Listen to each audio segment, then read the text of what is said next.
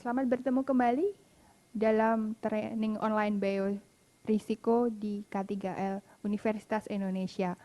Bagian yang keempat atau bagian terakhir dari training online biorisiko ini adalah biosafety, bagian administrative control, dan biosecurity. Administrative control sebagian sudah menerapkan, tetapi mungkin di beberapa laboratorium belum menerapkannya. Administrative control bisa berupa sign dan label, tanda-tanda bahaya apa yang ada di dalam lab itu, dan beberapa tanda-tanda yang berhubungan dengan keselamatan kerja. Kemudian ada medical surveillance. Apakah sudah ada medical surveillance itu di lab masing-masing, terutama lab-lab yang bekerja dengan bahan-bahan biologi yang berbahaya.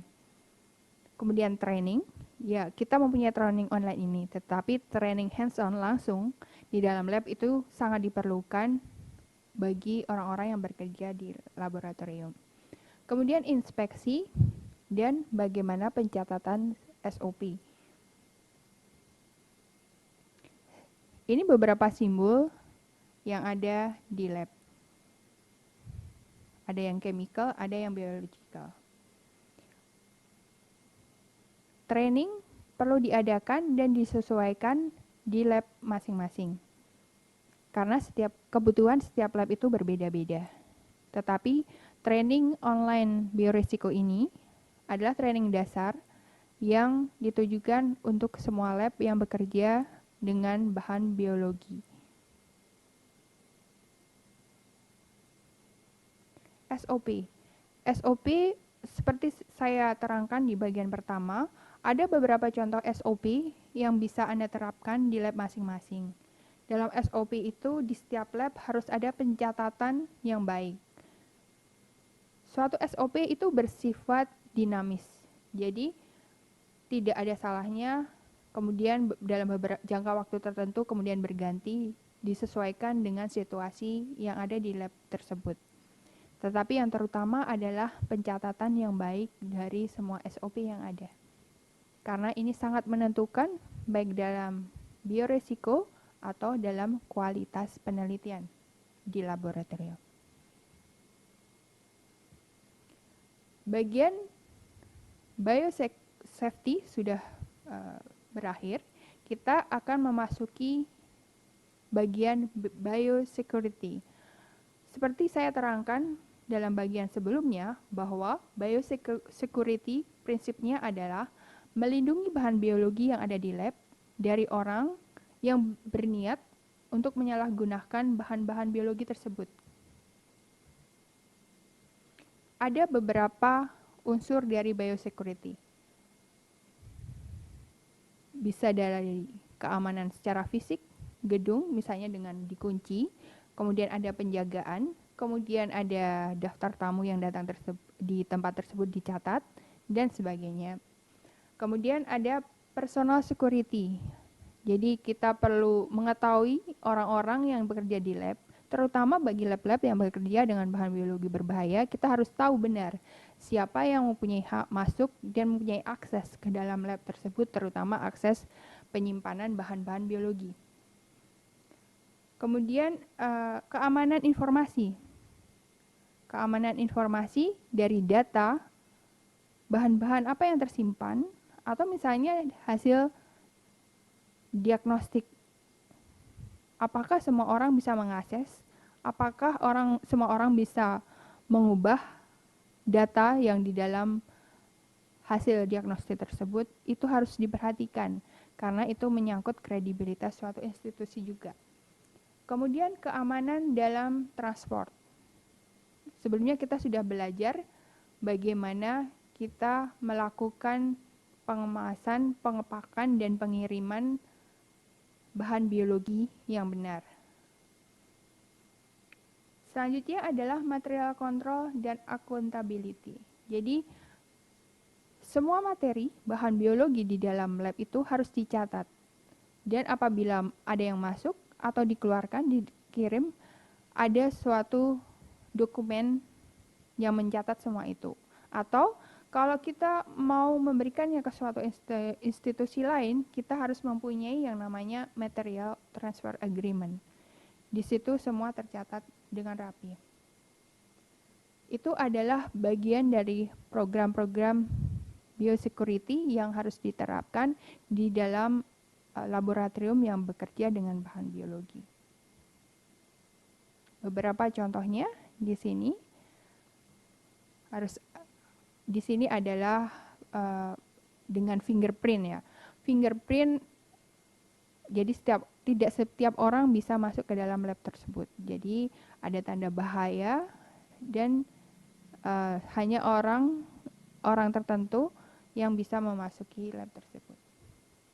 Dan tentu saja tidak semua orang boleh masuk. Misalnya kalau anak-anak, kalau kita bekerja dan membawa anak atau ada anak yang datang, kita harus jaga supaya tidak memasuki laboratorium. Demikian bagian terakhir dalam training biorisiko. Semoga berguna bagi Anda semua. Terima kasih. Baiklah, saat ini saya akan menerangkan beberapa peralatan yang digunakan untuk penanganan bahaya biologi di lab.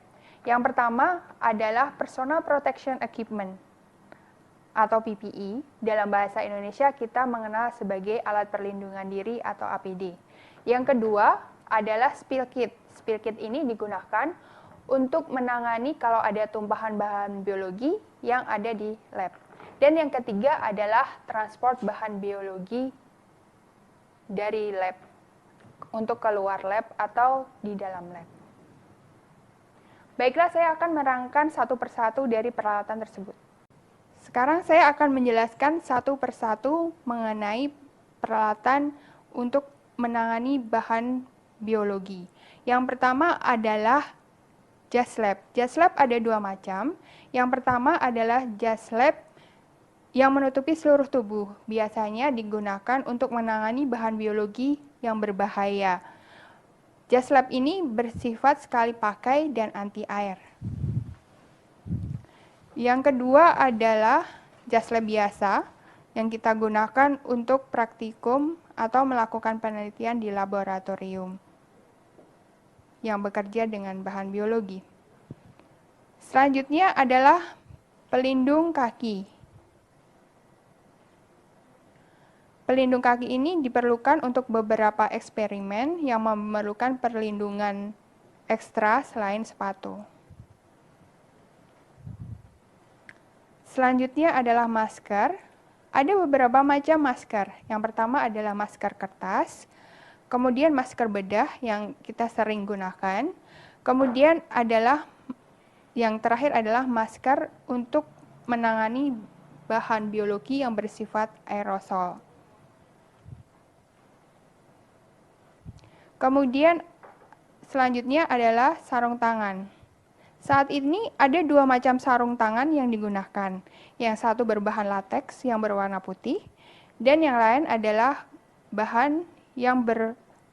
sarung tangan yang berbahan nitril yang berwarna biru. Kelebihan dari sarung tangan bahan nitril adalah dia lebih memberikan perlindungan lebih dibandingkan dari sarung tangan yang berbahan lateks. Karena lateks biasanya mempunyai pori yang lebih besar dibandingkan dengan nitril. Yang terakhir adalah goggle.